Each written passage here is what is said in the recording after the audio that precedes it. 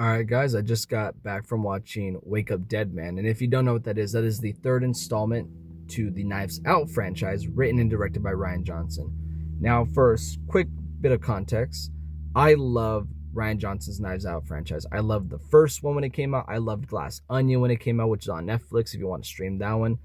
And this one is also going to be on Netflix, but it has a limited theatrical window. We found it at our local Lemley Theater out there at the Claremont Village. Now, if you want to go out and support your local small cinemas, please do, because it is such a nice experience going into a theater that is a little bit smaller, a little bit more personal, and even the audience experience is a little bit different than a big giant theater, which sometimes could feel empty. When it's smaller and more compact, you feel like you're at an actual event. Now, for that context, letting you know, I went into this movie with a little bit of high expectations, and thankfully, it exceeded those expectations. I absolutely loved this movie and the mystery and how it unfolded. These are whodunit films, but with a bit of a twist to it. They play out your traditional one where you have a cast of characters and someone in there did it, such as Clue, but their morals and how they do the murder and stuff like that is always different.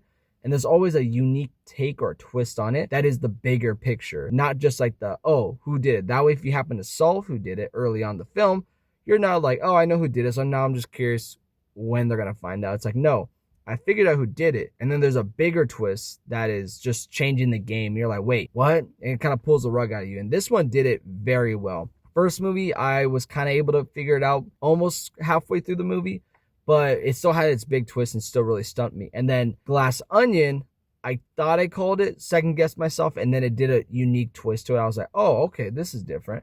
And this one, genuinely, I did not figure this one out. I had an idea. It felt like it was going in that direction, but it clearly went in a different direction.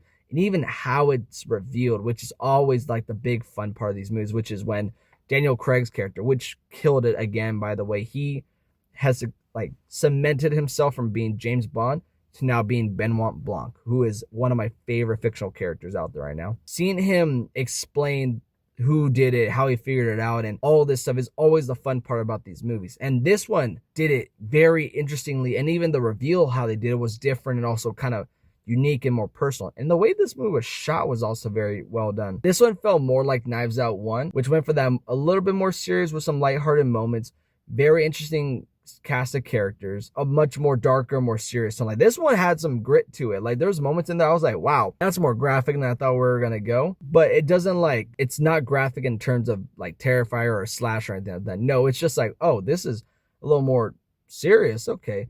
And I liked that. It took itself more serious. It was a bit more personal. Warning though, it is very much a heavy subject on religion. So if you're not interested in films that touch upon, religion or making, that into a heavy subject, this movie might not be for you. But I think it did it in a very good and interesting way without it being too preachy or anything like that. Everyone did great. All the actors were good. I can't remember every single one of them, but they all did fantastic. The main character that we followed, who recently was in Challengers, I believe this past year, yes, he did an awesome job. He was really well done and really likable in this movie. You were just rooting for him the whole time. And again, this movie is just a fun time. I recommend, if you have the chance to watch this in theaters, watch it with an audience, because that experience was great. If not, check it on Netflix when it comes out. I do believe that there's going to be a rise where streaming movies and stuff will end up going to theatrical releases. Guillermo del Toro's Frankenstein did it. Now this one did it. Apple Originals, I know, tend to do that more often than not, like F1 and Scorsese's last two movies. But again, overall, I'm going to give this movie a solid, I'm going to give it a 9 out of 10.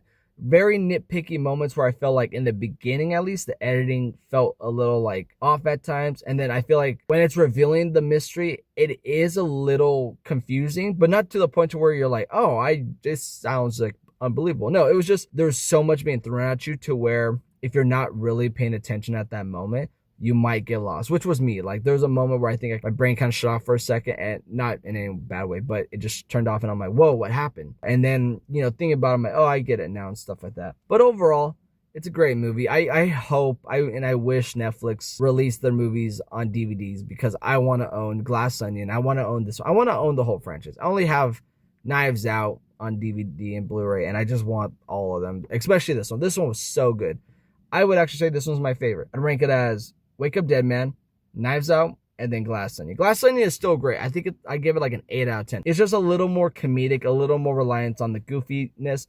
and it does take place during COVID, so it does feel a little dated, and it does feel a little like wink wink at the camera. Whereas this one and the first Knives Out were very much like, it felt like its own world and its own uniqueness, and it wasn't necessarily focused too much on this. And I'm sorry this review ended up being a lot longer than expected. I just had a lot to say about this movie, but I hope you guys enjoyed it and you liked it.